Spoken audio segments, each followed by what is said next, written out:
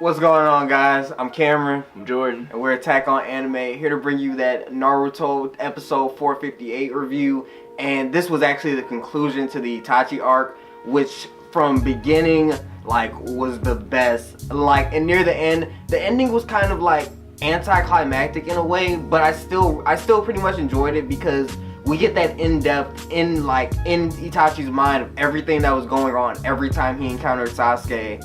And I think my favorite part was when he was in the hotel and he was looking at Sasuke for the first time in years, and he was just he's gotten stronger, but he's still not strong enough. And he throws him into that Tsukiyomi to essentially torture him into getting stronger. He's just I want you to remember that day where I killed our parents in front of you for the next 24 hours, and hopefully that'll be enough to make you hate me and want to go out there and get stronger.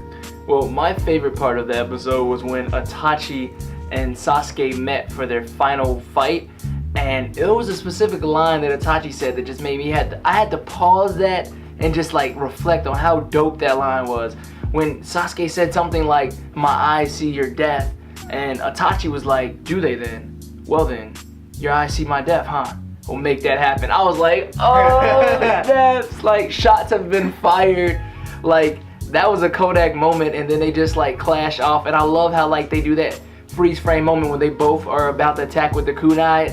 The animation is on point, and just to see two Uchiha brothers fighting, it's just a dream come true for any Naruto fan. Yeah, speaking of Naruto, the other part I loved the most was when Itachi was talking to Naruto, and he was essentially telling him, you're like a child because you think that you can bring Sasuke back without killing him or without having him kill people. Because he essentially faces him with the question, what would you do if Sasuke was to come attack the village? Would you still try to save him without killing him? Because then you're just gonna end up dead. There's no way. Because that shows this whole thing has been about Itachi learning the meaning of life and death. And for him to confront Naruto with that same type of question, what would you choose? Would you choose to save Sasuke's life over the life of the village? Or would you save Sasuke and lose the village?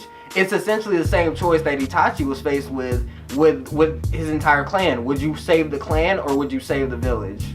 To be honest, even though I know it's great to get back to canon, I'm gonna miss this filler arc. It really changed my perception about Itachi. I mean, I didn't think I could respect him or like him even more, but that just bust straight through the ceiling.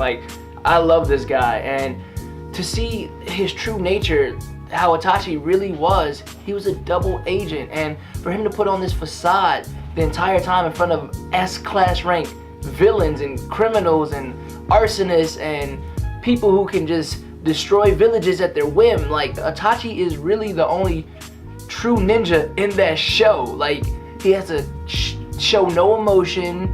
He has to be this cold guy, but we know Itachi has a really big heart, and he really cares for his little brother, and that's all he really cares about. And it's really sad, man.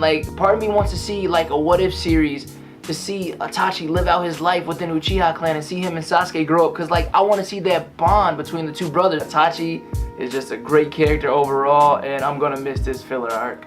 Yeah, I love the part where him and Kisame were sitting in that restaurant and he sees Sasuke show up, and he's in amazement of how much Sasuke has grown, and his eyes literally shoot wide open. It's a rarity for us to see Itachi surprised, but anytime it involves Sasuke, you know he's just man, that's my little brother. I'm so proud that he's growing up, but he still needs to get stronger for all the things that are to come that he needs to face. Exactly. Well, that concludes the Itachi arc, so we can move into the canon and talk about Kaguya. Now, Cameron hates Kaguya, and I share this similar dislike for her, but I understand why she's there. The Utsukis are the progenitors of the entire ninja world, basically. All the main clans come from Kaguya, so for her to be mentioned and for her to even show up, I mean, it's there, but I just don't like how they did it, because me personally, I feel like Madara should have been the final antagonist to the series. And the thing about Madara is why I like him so much is because yes, he's portrayed as a villain, but he truly believed he was the hero. That's the thing. He truly believed he was the savior of the world. And just to see this twist and have Black Zetsu just come out and just beat Madara, the unbeatable Madara, gets taken out by Black Zetsu. A few things with that in specific. One, for people who don't read the manga or play the video games, if they didn't know what was about to happen, one, it was spoiled in the intro because they kind of just showed it happen anyway, because they're like, oh, everybody should know the story by now. But there are some people who don't like read the manga or play the video games. And also, you have Madara give this whole speech about how he's about to change the world, and you don't even give him a chance to like at least halfway see his dream through to the end. That was the thing that annoyed me in the manga. I was just like, you built up Madara so much. Like, they built up Obito so much and then had him taken out relatively quickly. And then you build up Madara to be the top tier villain. Like, this is one of the most dangerous people. His nickname, for God's sake, is God 2. Like, and you have him just taken out on a whim, and you can't even, like, actually have him get sent off in an actual great way. I just feel like that's so much disrespect to such an awesome villain. Like, this is a man, when we first saw him, he soloed the whole ninja army. Oh my god. And he can't sense a killer intent from behind him. Like, that just, you just kind of like downplay Madara at that point. That's why I was so angry with it in the manga. I don't mind you transitioning over to a different villain, but at least like pay respect to this great, like one of the greatest anime villains of all time. Like, there's a popular rumor going around that Kishimoto once stated that he didn't know how to defeat Madara himself. Like, he couldn't physically think of a way that Naruto and Sasuke could beat Madara, so the only way for Madara to die was to be surprised by Black Zetsu. The same essence can be said for Itachi, because Itachi was designed to be an unbeatable character. That's why Itachi had to succumb to some type of disease. I mean, it makes sense how like OP Itachi and Madara is, but like, that's the thing with writing these type of characters. Like, you cannot think of some realistic way to defeat them, so they have to get beat by some Deus Ex Machina, and that's what you get. And I was not satisfied with the ending for Naruto, but I understand. Like, I appreciate the series. Yeah, but I don't know more I can say. I don't like Kaguya. Like, we're gonna continue to review it, and I'm gonna try my best to see it from a different perspective this time around, because maybe seeing it a second time around will make me change my mind, and hopefully it'll be like better handled than it was in the manga. I don't want to spoil for people who don't read the manga, but I just hope it's better handled and the pacing is like well done, because honestly, I don't want them to drag this out, because the way Naruto is structured, they typically tend to stretch stuff out, especially throwing in random filler arcs.